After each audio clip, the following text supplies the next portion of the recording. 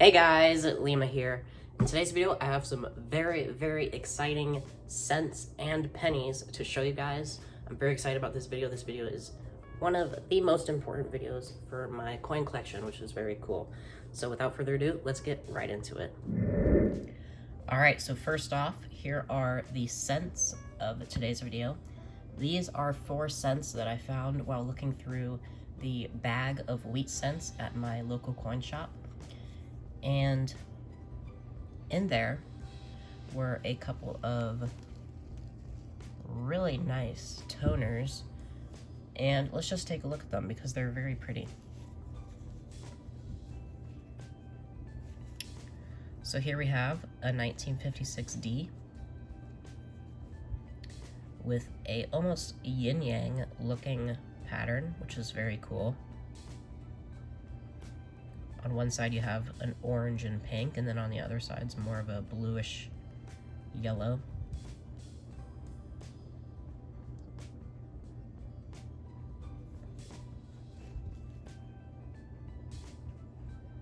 And here is another 1956D. This one is more of a purple and blue over the whole thing.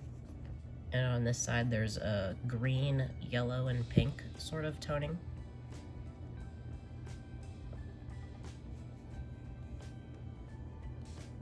And then this one is my favorite. It is also a 1956D. There's a little bit of blue, gray at the top right, and then it's kind of that orange-pink throughout the rest of the coin.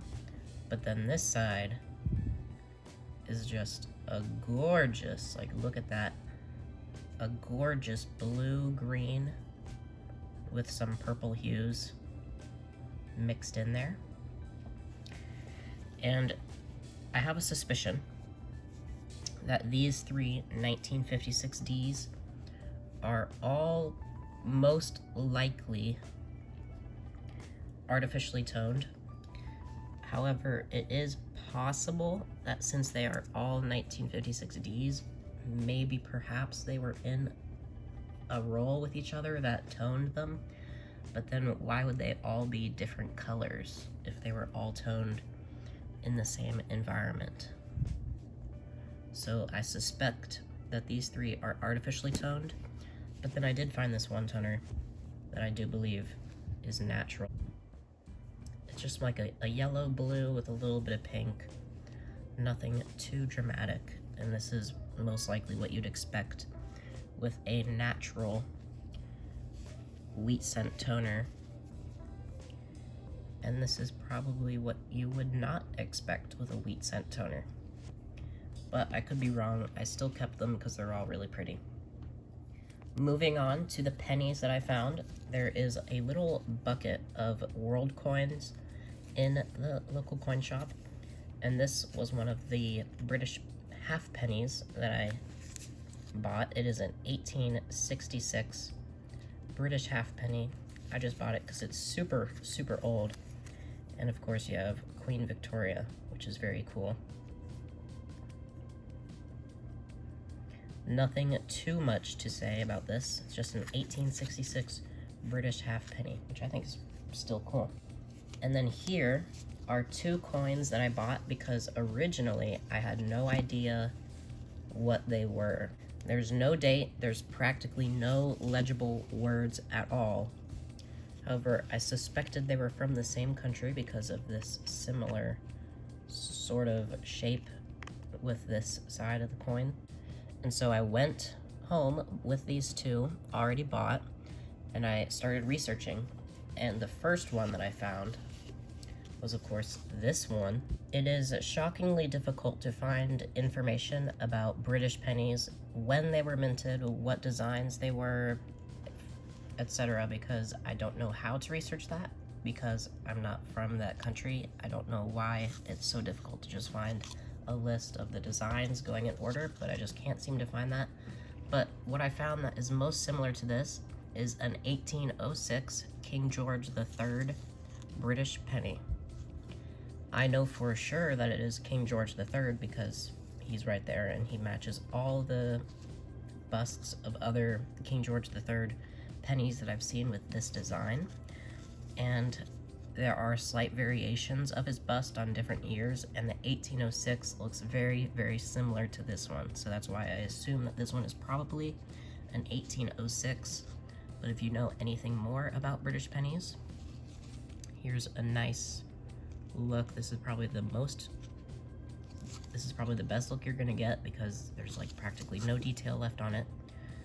But to me, it looks like an 1806 because it matches all the photos of those online. So that makes this coin now my oldest coin in my collection, because my previous oldest coin was 1808, and this one is most likely 1806. So that's pretty cool. And then there's this coin. So originally I thought that this coin was going to be a super challenge to find out what it was, because there are 0 letters or numbers visible on this coin, like literally 0.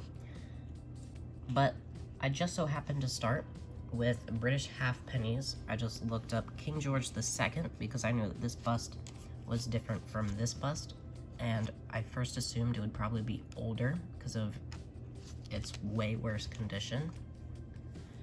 And boom, I found it almost immediately. 1727 to 1760 were these King George II British half pennies. Those are the years that these coins were minted. I read that at one point, counterfeits of this coin overpopulated the actual real coin. So the odds of this one being a counterfeit, well, who's to say? I have no idea. There's no way to tell because of how worn it is. However, most of the counterfeits were made during the same time period because at the time there wasn't actually a law against counterfeiting copper coins. And that's why people got away with counterfeiting these so much, because there wasn't actually a law at the time that said you couldn't do it. There was only a law against counterfeiting silver and gold coins, which is pretty interesting. That's one of the things that I love about coin collecting, just going into that deep search, trying to figure out the history. And never ever would I have ever known that during the 1740s, 1720s, there wasn't a law against counterfeiting copper coins.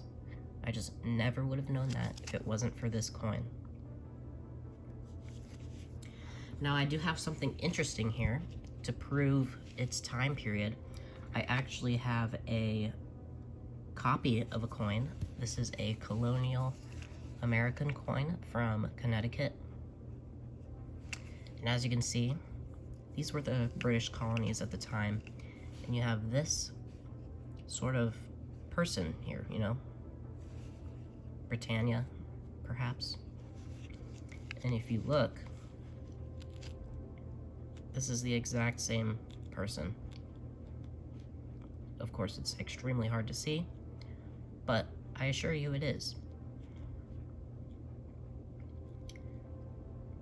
That's just one thing that I found very interesting and cool.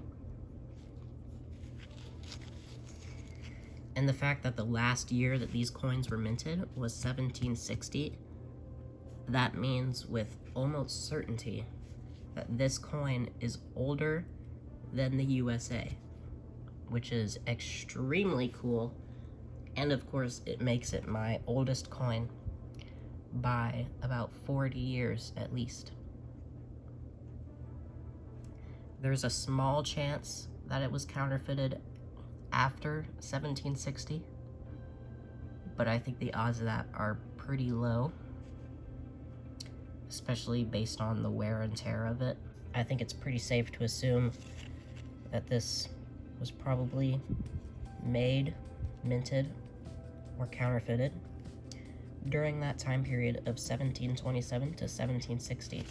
Unfortunately, there is no way to tell what year because there's no date visible. It would be right here, but it's just, there's no way. But this coin is still super, super cool. And I will show you some pictures of a nice condition King George II halfpenny so that you can compare, of course, this bust here and the Britannia person.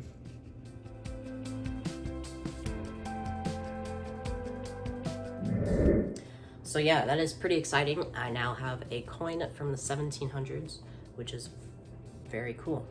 And yeah, it's just like very crazy that I just so happened to buy that, thinking that it was probably going to be from like the 1830s or something, but then it ended up being like 100 years older than that. So that's it for today's video. I really hope you guys enjoyed, and of course, I'll see you guys in the next video. Peace.